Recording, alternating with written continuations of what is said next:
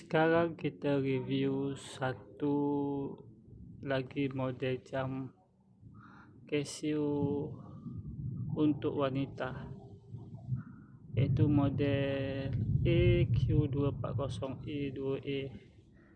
Yang ni ialah model yang terbaru 2026, kira sangat barulah model ni. Agak hot jugalah model ni, AQ240E. Dia ada, sebelum ni dia keluarkan 3 color. Yang ni color second batch yang kedua dia. So semua sekali ada 6 color lah. Okay. Kalau untuk yang color ni kita tengok dia dalam tu nampak macam hijau hijau pucat. Okay. Dia analog digital. Okay, yang bawah tu digital, ni analog. Button kat sini. Okay, tali dia boleh adjust, tak payah potong So kita adjust kat sini je lah tali dia.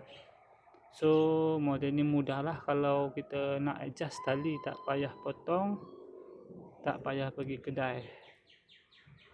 Okay, inilah rupa model ni. Pandangan sisi dia dari belakang ada button adjust, button mode. Lepas tu headset tu untuk ni lah, headset ni untuk analog. Okay, kita lihat di sisi tepi, belah kanan, depan di situ. Okay, stainless steel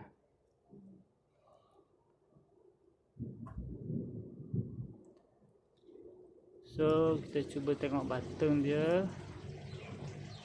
Okay, ada date, ini date kita tekan button atas ni date. Okay, itu alarm. So kembali kepada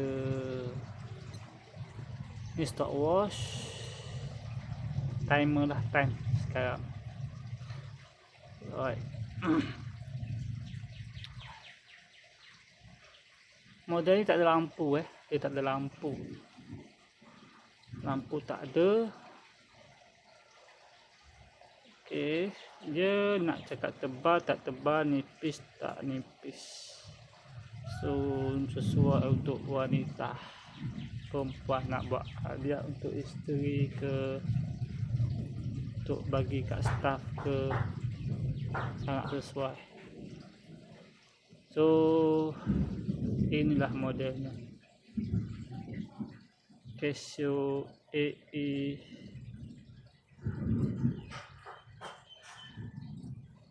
AQ240E.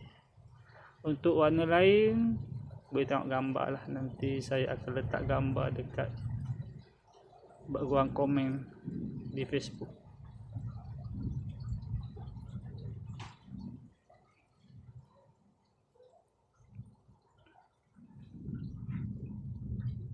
So untuk headset dia punya jarum tu kita tekan kat sini je nanti untuk dia bergerak satu hala lah. Okey, itu saja untuk video hari ini.